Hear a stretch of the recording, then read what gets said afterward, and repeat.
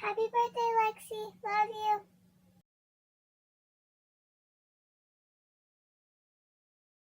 you. Now you could go. So they came together, got it all situated and whatnot, and I ended up in a couple of different discussions because of it. One of which is the hot button topic, who are you? That one was kind of a weird one for me because, well, I don't get to hear it. And I didn't realize it was ethnically motivated until it was explained to me. A little late on the seatbelt there, bud. A couple of the girls that were involved are of Asian descent. Okay. They're quarter Asian. One definitely has very pronounced Asian features. The other one does not. But that was one of the hot buttons that they had, and I kind of felt stupid, to be totally honest, because I asked them about it, and I'm like, why this one? This was the only one up there that really stood out to me because it didn't look like it fit. So, why this one? And they're like, well, this is something that we both end up having to deal with. Seriously? What? A school bus pulls out in front of someone doing 40. Anyway, go ahead. Sorry. No worries. And that's something that they actually have to deal with a lot. And that led to the discussion of, I don't have to deal with a lot of that. Well, I mean, there's not really a whole lot of my features that suggest any sort of other ethnicity. But at the same time, a lot of the problems that they end up running into seem to revolve around their gender too.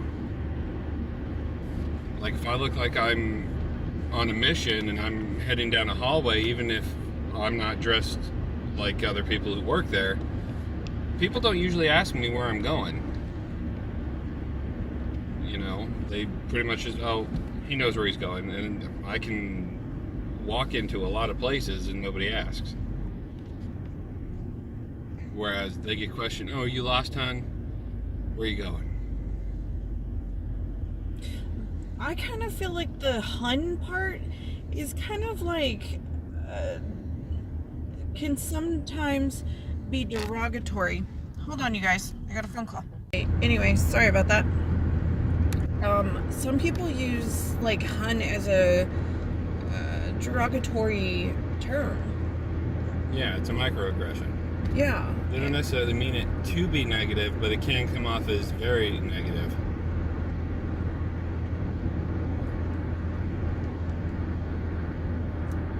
That was something that they brought up as well. Sorry, you guys. My hand hurt. And I almost threw you on the floor. I don't know. Yeah. You would think in 2018 some of this shit would have gone away. That brings me to another point that was brought to me last night. Don't throw up. No, just Okay. burping. I mean, though the medication makes me feel ill, but you can just go that way. Okay. It's over by St. Mary's. Anyway, Oh, right, the one on the corner. I want to be who we are, and sometimes my kids are really bad. I've asked them not to. My husband's a pervert. That doesn't bother me. It's the cussing that bothers me. I want to better myself and try not to cuss as much, and I'd like my family to do the same also. But it was brought to my attention that that's unfortunately who we are. It wasn't just my husband who brought it up.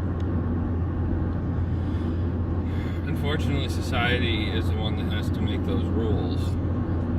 And while society is composed of people, the individual has to make the decision not to use those words. for me, there were certain things I didn't want us talking about. I don't particularly want to talk about anything political. Religion, I didn't. But I'm not sure I still don't, because for myself, I've gone to a lot of churches. I've dipped in a lot of the different ones to see if there was anything I liked. I had some bad experiences with one of the churches. I may talk about it, I may not, I don't know.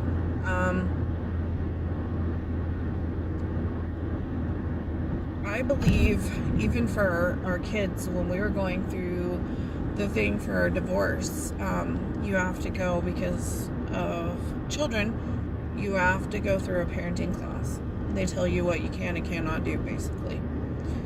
Well, suggestions. One of them was who gets to make the decision on the school, who gets to make the decision on the religion, church, and I don't think that's fair.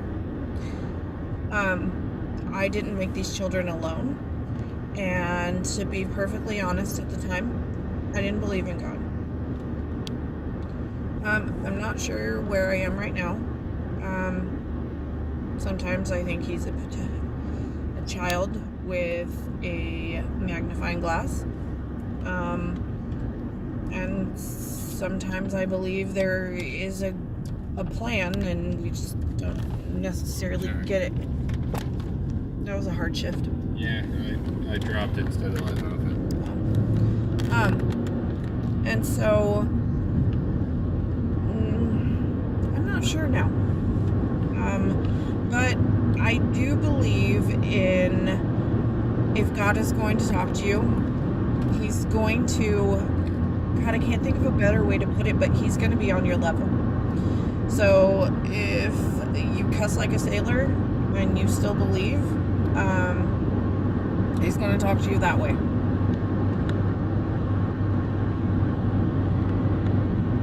Keep going. So I don't know what I was looking for. We were talking about our our sociological language. I said what I was looking for, because I looked out the window. Oh.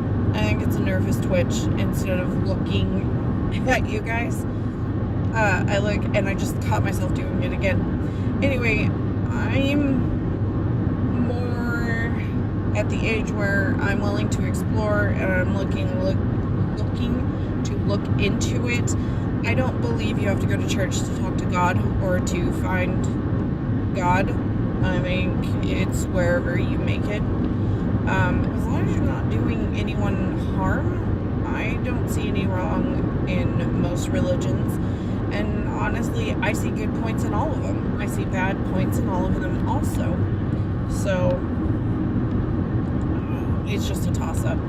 But like I said, going through the parenting classes, we came into a decision that wasn't our decision, period.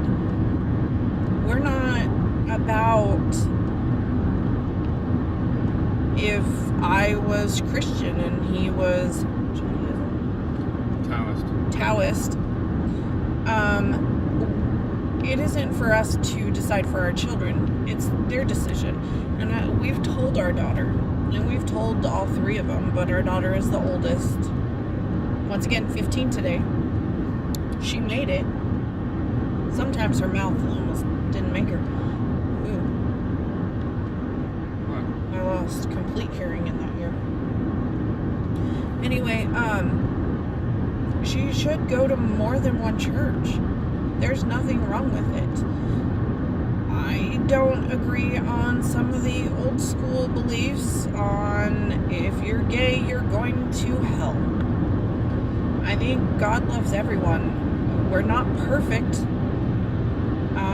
And I don't think we were built to be perfect. And I'm sorry to anyone who thinks they're perfect. You're wrong. Probably not the way to go about that. Okay, you're not wrong, but it's okay to not be perfect.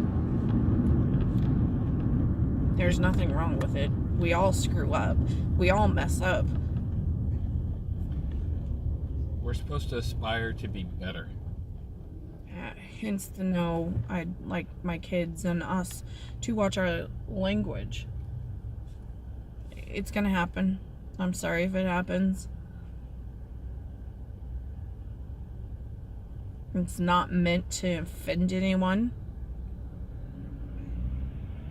And if you ever watch the kids play Halo, you're gonna hear it a lot. Oh yeah, definitely apologize there.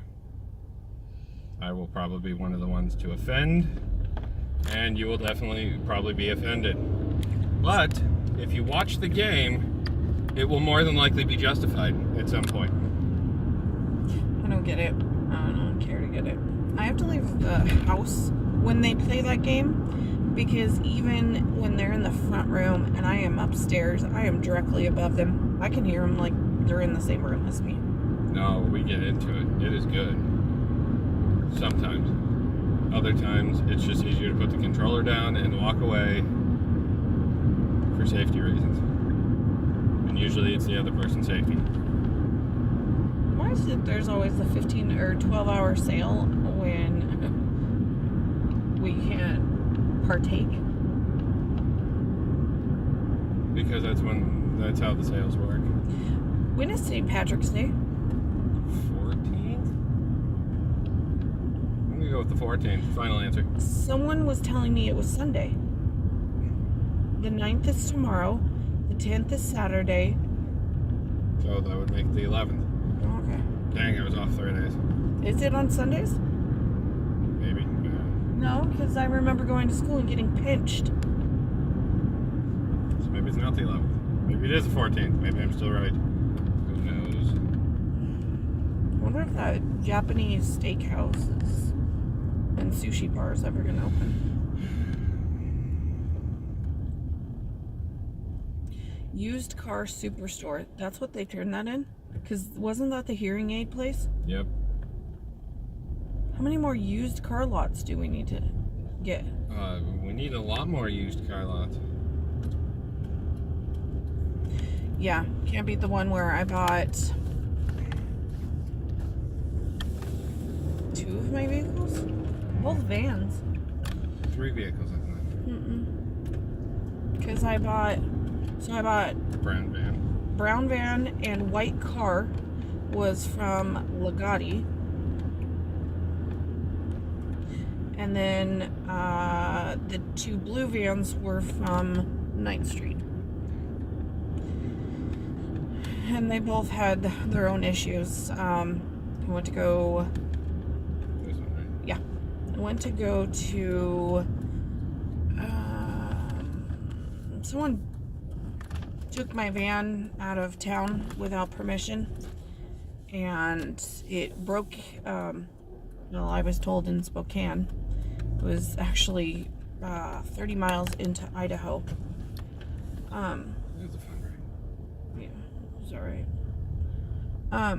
And so that one, when I gave it to the tow company, because I had to get some stuff out of it. I almost killed my husband that day because we drove like 5 hours after coming home from Portland for a book. Yeah. Okay, look, I was wrong. What was in there? Okay, let it go. Yeah, we go to pull out of the place, and I said, "Did you get whatever you needed?" He's like, "Yeah, right here." And I was like, "Oh my God, I drove 5 hours." But we got to spend time with Mark. We took him with us, dropped off the kids with a friend, and I just got water in the eye. And went to Idaho. So.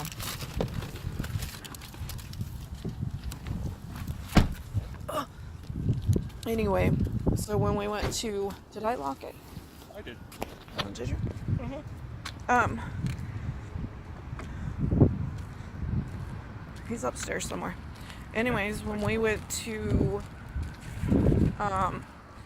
go sign over the title, we found out that the company I had fully bought it from had a lien on it still. And I believe the one we still have that doesn't work, it also has a lien. They refused to take it off. I even had a car repoed, even though I was up on my payments.